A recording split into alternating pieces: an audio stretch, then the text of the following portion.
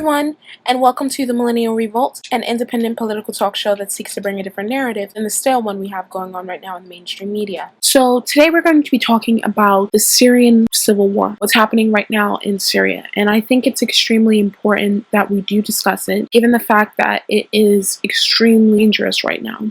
You have two world powers, the United States on one hand, and the Russian Federation on another hand, just suspending diplomatic ties, okay, as far as Syria is concerned. Now, when you have two superpowers flying over the same sky, accidents can happen. And given the fact that we are in a hot war in Syria, God forbid if someone's planes get down, it could possibly lead into a global conflict scenario. Now, I also think that it's extremely important that what's happening in Syria is told accurately, because there is a lot of misinformation that is being done deliberately in the Syrian conflict. And what I want to do here is try to break down the Syrian conflict from the beginning, how it started, to where we are now. So let's get into it. So the Syrian civil war has been going on for 5 years now, and it started as a reaction to what was happening back in 2011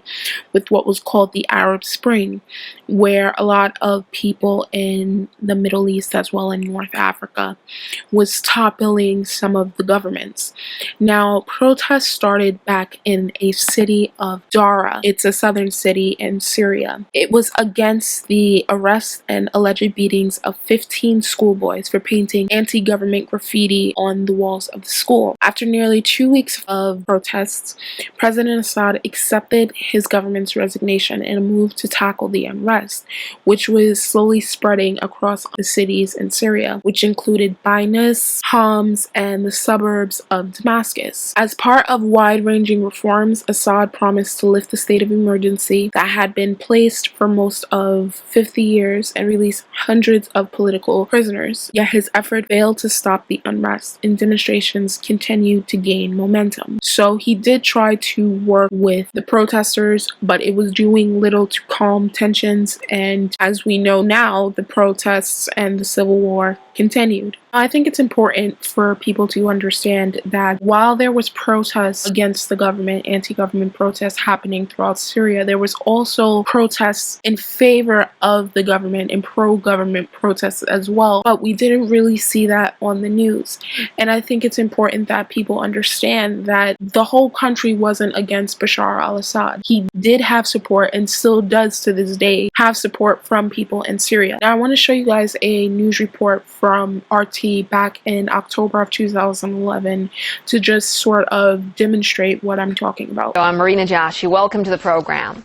Syria's president says he's planning a new constitution just a day after tens of thousands came out in a mass show support for him. Bashar al-Assad is still struggling to quell a nationwide uprising despite promises of reforms. But his supporters say the government needs more time to push through change. RT's Tessa Arcilia has more from the center of Damascus. Voices of support and continuing dissent, some ending in deadly clashes. Polar opposites in their demands, but in some way united by a newfound zeal to take a stand. Ala, her husband, and young children were one of many families who braved the heat and joined the crowds in downtown Damascus. It's true that we knew nothing about politics before, but now we take a stand. Even if I'm a Sunni Muslim, I'm pro this president.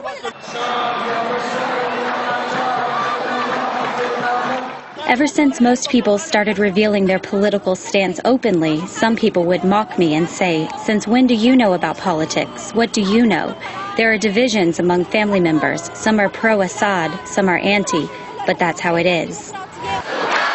It appears that apathy is becoming less of an option for citizens of a nation now under intense international scrutiny. I've never watched news. I never cared. You know, I never had any interest in politics. But now, I think most of us, we read books, we watch the news, we read articles, we're on Facebook. We want to know. We want to know, because unless you have the right background, you know, the issues about your country, you can't take a stand. Yet there are those like Luai Hussein who are no strangers to picking a side and making it known. He's long been voicing his discontent at what he calls a repressive regime. And today, Facebook is one of his main tools in coordinating dissent. Activism has evolved in Syria. For me, I feel that my voice goes further now. Back then, it started with stating an opinion, going to jail, then hitting a dead end. No one would even know about it. That has changed now, that people are more politically aware.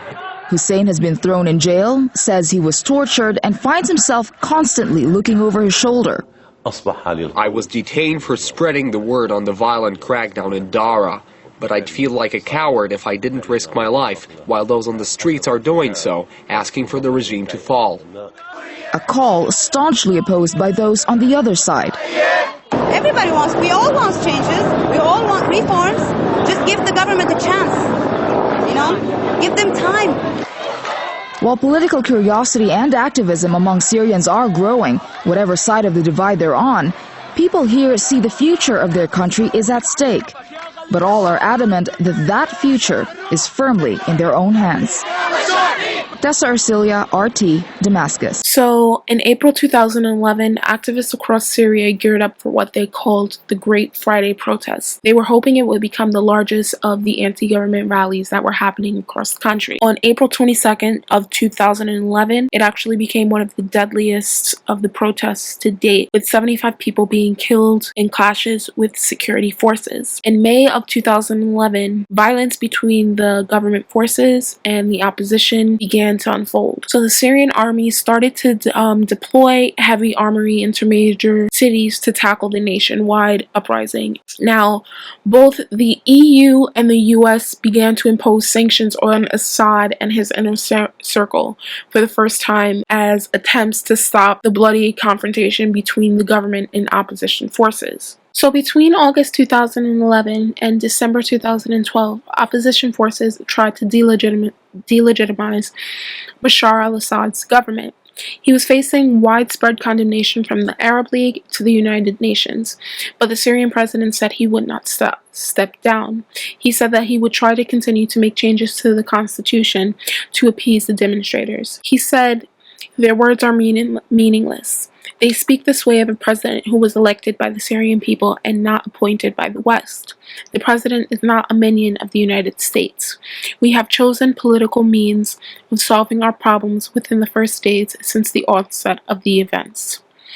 On August 24th, the Syrian National Council, the SNC, a coalition of groups inside and outside of the country opposed Assad, was formed in Istanbul.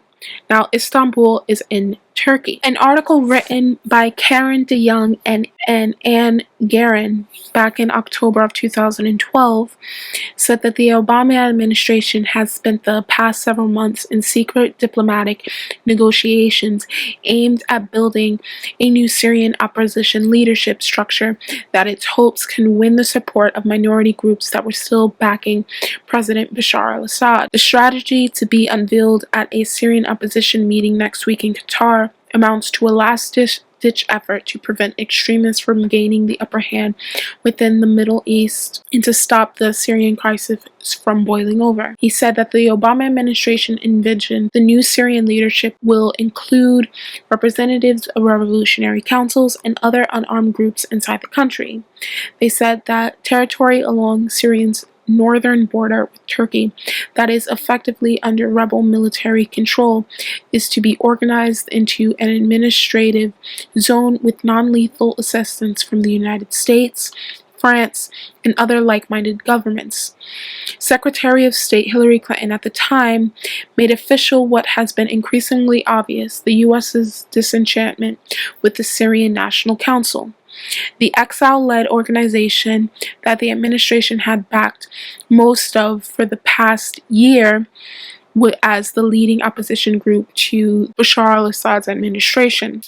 Clinton and other U.S. officials reportedly fed up with the infighting among the expatriates, the SNC leaders, seeking recognition as a shadow government and convinced that it neither represents all ethnic and religious groups inside Syria, nor has legitimacy among the on-the-ground activists. We've seen a situation play out like this in Libya, where the United States and its Western allies supported political proxies as well as armed militants, and they comprised of this to work to overthrow the government. It worked in Libya and they were trying, but it's not really working in Syria. The US attempts to portray this latest move as an attempt to prevent extremist elements from gaining the upper hand within the opposition. But it must be remembered, as early as 2007, US officials had admitted that efforts to overthrow the governments of Syria and Iran would include primarily the United States, Israel, and Saudi armed extremists drawn from across the Arab world and sent into Syria to create the very sectarian bloodbath that we see that's unfolding now in the country.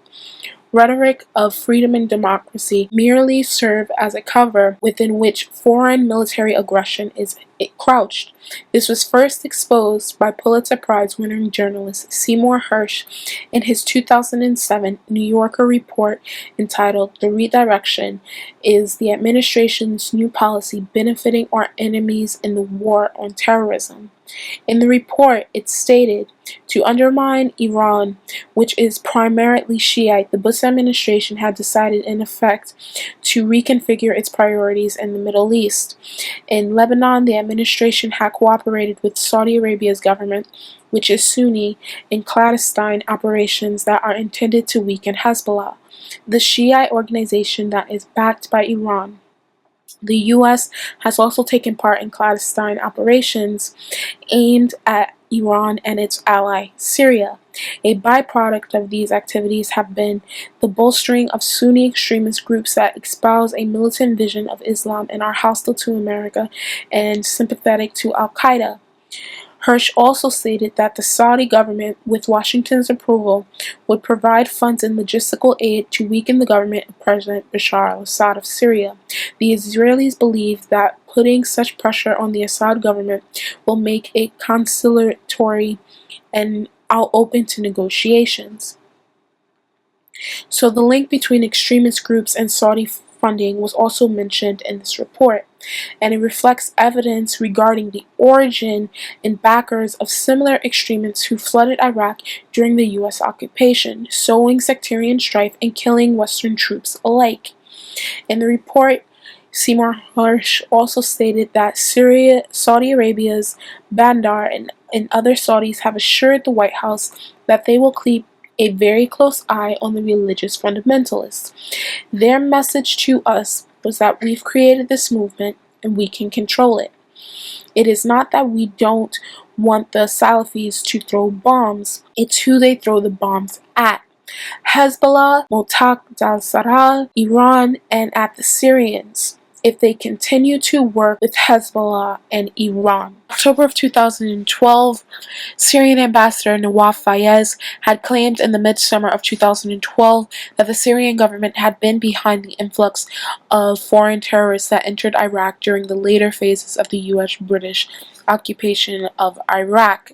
He claimed that these terrorists took part in campaigns that were sectarian-driven violence that divided and destroyed the already devastated Iraq. He also claimed that he himself was involved in organizing death squads in an attempt to implicate the government of Syrian President Bashar al-Assad. What he actually revealed, however, was an invisible state within Syria, one comprising of Saudi-aligned sectarian extremism, operating not only independently of the government of President Bashar al-Assad, but in violent opposition to it. It was sort of a state within a state that also happened to be directly affiliated with Al-Qaeda, which is now one of the leading forces now fighting in Syria with significant Western backing against the Syrian government. The documented details of the invisible terrorist state was exposed in an extensive academic efforts of the U.S.'s Army's own West Point Combat Terrorism Center, the CTC. 2 reports were published between 2007 and 2008, revealing a global network of al-Qaeda-affiliated terrorist organizations and how they mobilized to send a large influx of foreign fighters into Iraq. The first report, Al-Qaeda's Foreign Fighters in Iraq, was extensively cited by historian and geopolitical analyst Dr. Webster Tarpley in March of 2011, exposing the NATO-backed pro-democracy rebels in Libya were, in fact, Al-Qaeda's Libyan Islamic Fighting Group, the LIFG, listed by the U.S. State Department and the United Nations and the UK's Home Office as an international terrorist organization. The West Point exposed Libya as a global epicenter of Al-Qaeda's training and recruitment, producing more foreign fighters per capita than even Saudi Arabia, and producing more foreign fighters than any other nation that sent militants to Iraq except Saudi Arabia itself. But Libya's foreign fighters weren't drawn equally from across the nation. They predominantly emanated from the east, precisely where the so-called 2011 pro-democracy revolution also began, and where most of Libyan leaders Muammar Gaddafi's attention had been focused over the course of at least 3 decades fighting militant extremists. The cities of Darnahar, Tobruk, and Benghazi in particular filled the vast majority of foreign fighters sent to Iraq, and also served as the very epicenter of the 2011 violent NATO backing uprisings. The U.S. military and the U.S. government were both well aware of the heavy al-Qaeda presence since as early as 2007. When violence flared up in 2011, it was clear to many geopolitical analysts that it was the result of al-Qaeda, not pro-democracy protesters. The U.S. government, its allies, and complicit Western press willfully lied to the public. They lied to you. They misrepresented what was going on. They misrepresented its case to the United Nations and intervened in Libya on behalf of international terrorists, overthrowing a sovereign government and granting an entire nation as a base of operations in Libya's Islamic Fighting Group, the LIFG. A similar scenario is now being played out in Syria, where the West, despite acknowledging the existence of Al-Qaeda in Benghazi in Libya, is using these militants and the exact same networks used to send fighters to Iraq to flood into and overrun Syria. This after the very same militants were implicated in the attack that left a U.S. ambassador dead on September 11, 2012. The LIFG terrorists were flooding into Syria from Libya. In 2011, the Telegraph article, "Leading Libya Islamists Met Free Syrian Army Opposition Group," reported Al-Dumekbar Belgi, the head of Tripoli Military Council and former leader of the Libyan Islamic Fighting Group, met with Free Syrian Army leaders in Istanbul and over the border with Turkey, said the military officer working for Mr. Belgadi. Mustafa Abdul Jalil, the interim Libyan president, sent him there. According to another Telegraph article, Libya's new rulers offers weapons to Syrian rebels, would admit the Syrian rebels held secret talks with Libya's new authorities on Friday, aiming to secure weapons and money for their insurgency against President Bashar al-Assad's regime, the Daily Telegraph learned. At the meeting, which was held in Istanbul, including Turkish officials, the Syrians requested assistance from the Libyan representatives and were offered armed and potential volunteers. There is something being planned to send weapons and even fighters to Syria, said a Libyan source speaking on conditions of anonymity. There is a military intervention on the way. Within a few weeks, you will see. Later that month, 600 Libyan terrorists would have been reported to enter Syria to begin the conflict operations and have been flooding into the country ever since. In Syria, the southeast region of Dal Azur on the Iraqi-Syrian border, in the northwestern region of Idlib near the Turkish-Syrian border, and Dara in the south next to Jordanian-Syrian border, produced the majority of fighters found crossing into Iraq, according to the 2007 West Point study. These regions now serve as the epicenter of the similar Libyan-style uprising, with fighters disingenuously portrayed as pro-democracy freedom fighters. These are also the locations receiving the majority of foreign fighters flowing in from the areas described in 2007's report, mainly from Saudi Arabia via Jordan and from Libya either directly through Turkey or through Egypt and or Jordan. The 2007 West Point report also describes the routes taken by the fighters entering Iraq. The most prominent routes by far. So this is just part 1 in a video series I'm doing called The Truth About Syria. Please stay tuned for the next video. As always, I am the Millennial Revolt, and thank you so much for watching, and you have a wonderful day.